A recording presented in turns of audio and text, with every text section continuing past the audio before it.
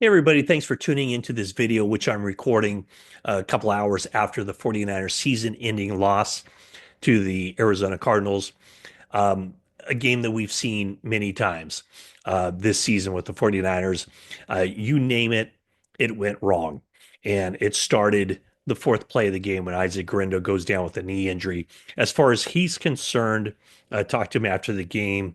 I think everybody's hopeful that it's not a kind of injury that'll carry over into the 2025 season. And, with the injuries the 49ers had on this day, I'm not sure that any of them will. So that would be the good news. Mustafa's knee injury was just kind of got banged up and cut, but he didn't return. He was a rookie who played 12 games for the season or started 12 games for the 49ers this season. Hufanga had the concussion. He's a free agent.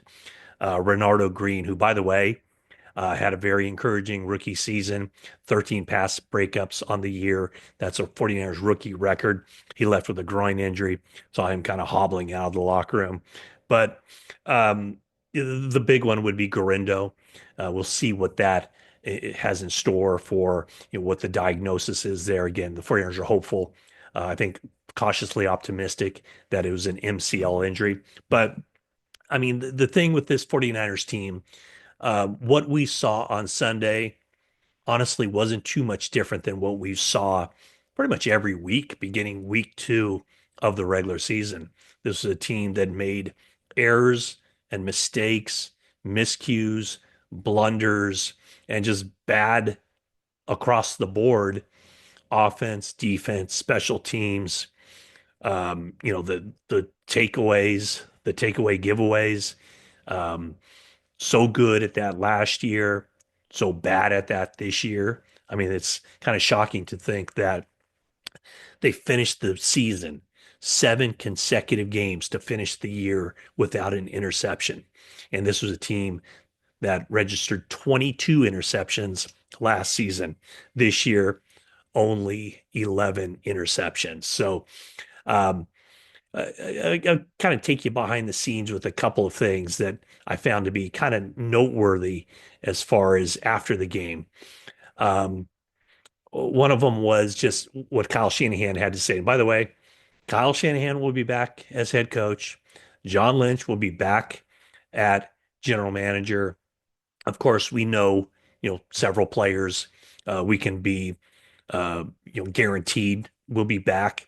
But other than that, I think pretty much all bets are off. And I'll tell you what Kyle Shanahan said after he did, his usual go through the injuries from the game. What he said, kind of a preemptive. He said, as far as everything goes, I know you guys have a job to do, but anything for the off season, coaches, players, any of that stuff, I've got a job to do too. I've got to finish this out the right way with our team tomorrow.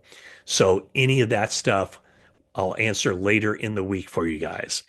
Um, Sometime after the game, um, I was with Jennifer Lee Chan and Kyle walked by and I did say to him, "Hey, when are we gonna talk to you next?" Typically, obviously, after the season's over, sometimes it's the day after the season, sometimes it's 2 days after the season. Um, the head coach and the general manager will get together and they have their kind of mandatory press briefing where they answer questions and it's usually, just kind of sets the course for the off season. Well, Shanahan, the way he said, well, when does that have to be? You know, does it have to be tomorrow? And I said, not to my knowledge. I don't think it has to be tomorrow. And what he said was essentially that it makes no sense if it's done before I have an idea or before I make decisions on certain key elements of the team. And so the what he kind of suggested or flat out said was that he would probably be meeting with the media later in the week if it was totally up to him. So we'll see how that plays out. But I think he was talking about more like Thursday or Friday. And the reason I think that that's kind of interesting is because it tells you, I think, that you can expect changes. And hey, I was, you know, I said it several weeks ago, probably 3 weeks ago, 4 weeks ago. I said I expected Nick Sorensen to be back as the 49ers defensive coordinator, and that was based entirely on how I felt at the time and how the defense was trending at the time. I believe at that point, as far as total yards allowed, they were number two in the NFL. And you heard people like, Fred Warner and Nick Bosa, two of the more veteran leaders on the team, captains, going to bat for Nick Sorensen. Um, Today, I'm going the other direction.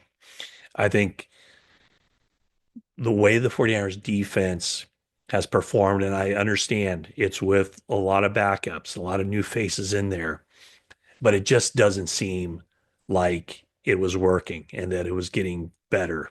It just felt like the 49ers defense was broken. And I'm sure as I say this, a lot of you are nodding your heads and saying, yeah, you idiot. Why were you saying that 3 weeks ago? And the reason I was saying it was because everything I felt, everything body language wise, being able to talk to people behind the scenes, um, I really felt that Nick Sorensen's job was safe at that point for next season. Now, I certainly do not feel that way. And of course, I do not feel that way about special teams coordinator Brian Schneider and just the special teams as a whole. Um, it was just, this season was absolutely disastrous for 49er special teams, and not just the individual part of it with Jake Moody, well chronicled, but just, they just broke down on special teams every which way. And on Sunday, giving up a fake punt that resulted in a first down, 22-yard run on a direct snap to DJ Dallas, the up back. So it was just not being able to correct the mistakes. It was repeating the mistakes. It was all of the above. So I do think that Kyle Shanahan will have some difficult decisions to make. You might think that they're easy decisions, but um, I think anytime what the 49ers did last season was they moved on from Steve Wilkes because it just wasn't a great fit, and Shanahan thought that the best long-term solution was to go to somebody who kind of knew more of the roots of that defense that they've had uh, been running by with Robert Saleh, D'Amico Ryans. Then they went outside of that tree to get Steve Wilkes.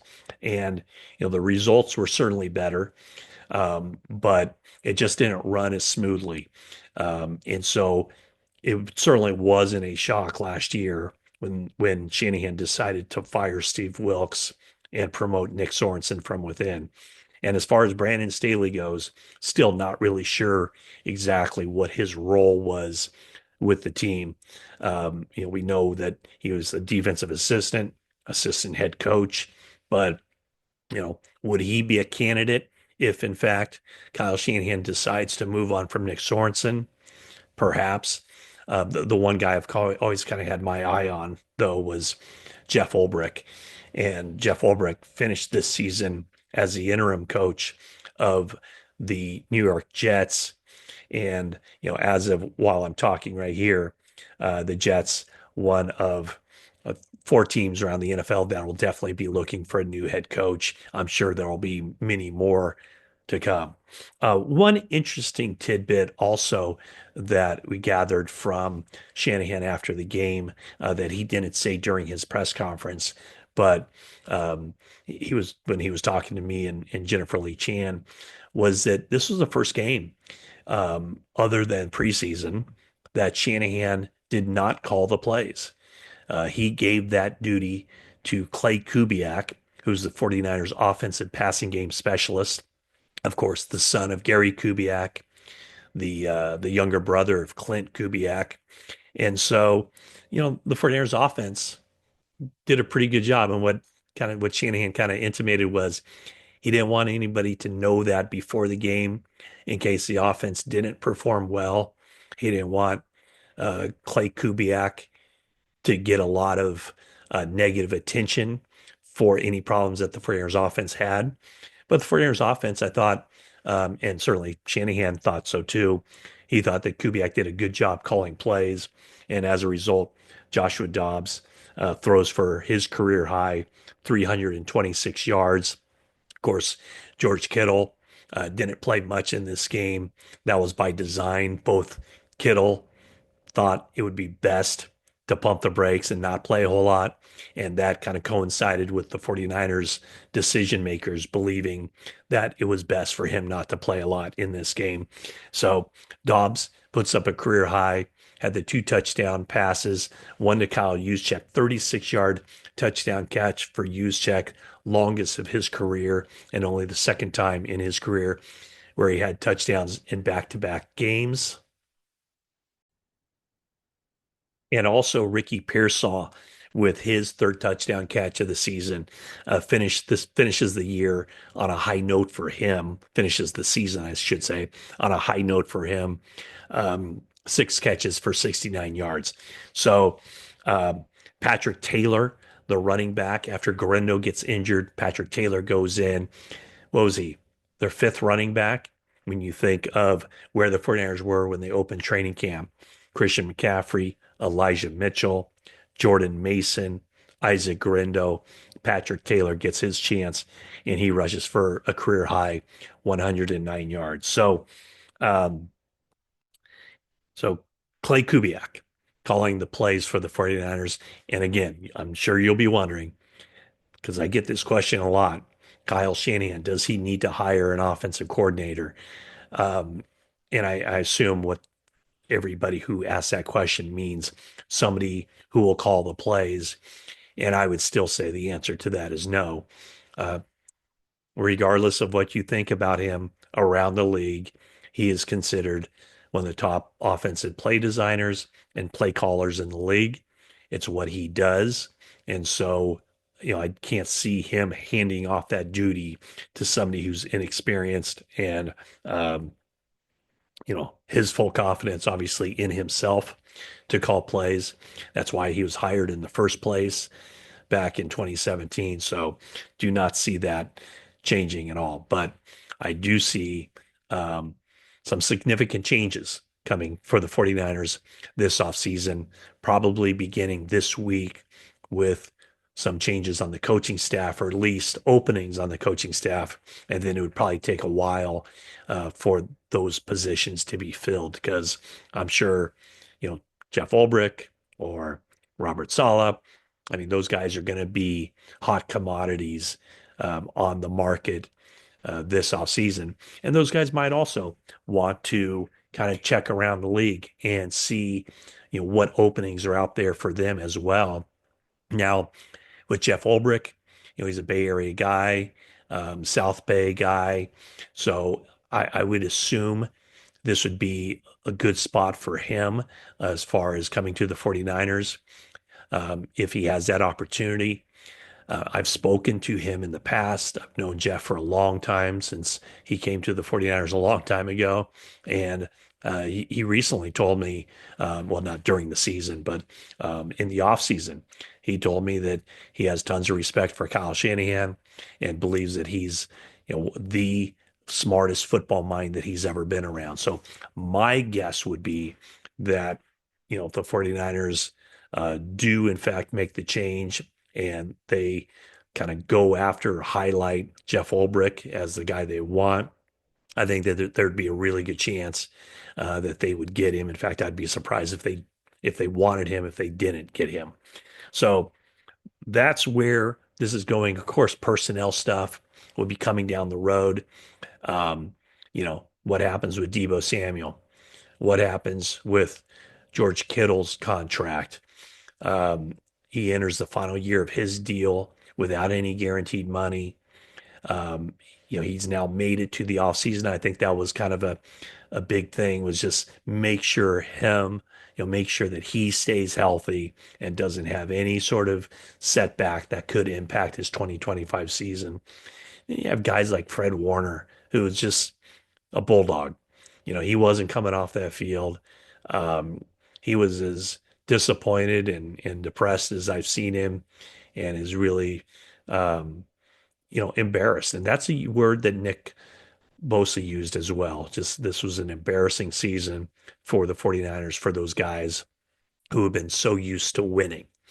Um, Other stuff to look forward to in the offseason, or decisions that have to be made. Javon Hargrave will be a free agent. 49ers, have would like to keep him around. So they will terminate his contract, Javon Hargrave's contract. Remember, he was scheduled to make 19 million next season. He's not going to make that. 49ers would like an opportunity to compete for his services, but more than likely, um, I would think he wouldn't be back. Some of the free agent guys, Charvarius Ward, very much a long shot that he would be back. Um, Aaron Banks, very much a long shot that he would be back. I know the 49ers would like to keep Talanoa Hufanga. And boy, we saw Jair Brown have another rough one on Sunday. Just missing a tackle on the big touchdown run for the Cardinals at the end of that game. Um, so a priority, though, obviously, Dre Greenlaw. But here's the problem with the 49ers as we look ahead to the season, to the 2025 season, is that they had so many big time, big money players who were key to this team in making it to the Super Bowl last year, whose seasons were totally impacted by injuries. If the 49ers are relying on those guys to all come back, all stay healthy, all produce at the same level that they produced during the Super Bowl year, is that unrealistic? Perhaps it is. So, they, at the same time, I wouldn't blame them for, you know, hoping, expecting McCaffrey, Trent Williams, Dre Greenlaw, Hufanga, um, for those guys, Brandon Ayuk. In some of those cases, they have no other choice. They're not going to move on from them just because of their contract situations. But is it too much to ask for those guys to come back? So, as I mentioned, 49ers, they have a favorable schedule next year. Of the seven other last place teams around the NFL in those divisions, 49ers face five of those teams, playing that last place schedule for being 6-11 and finishing last in the NFC West. Um, so they have that going for them. And they also have the fact that they have the 11th pick. And that's a spot in the draft where they haven't been for a while. Um, 10 scheduled draft picks, picking number 11. What are their needs? You name it, it's a need. And that goes for, quarterback. Brock Purdy will be back. He'll sign a big money deal.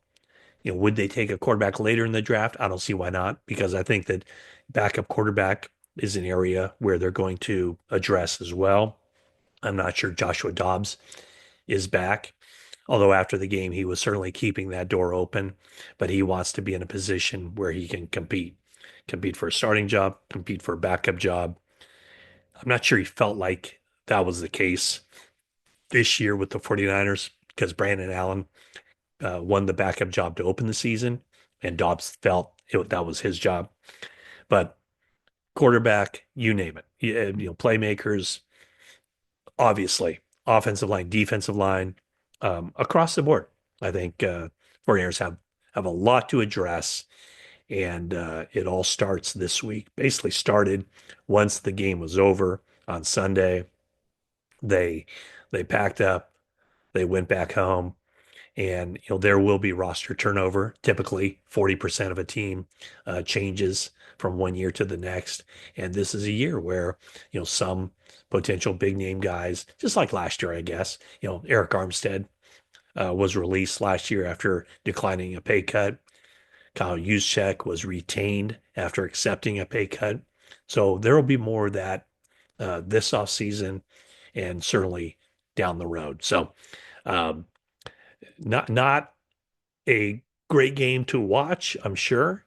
Um, a lot of mistakes across the board, as was the case with the 2024 49ers. And again, thank you for watching this video. And I'm sure we'll have a lot more news, a lot more opinions as we start to set the stage now for what the 49ers might do in 2025. So thanks for watching. Please subscribe if you haven't already, and leave a like and a comment. Love to hear what you have to say.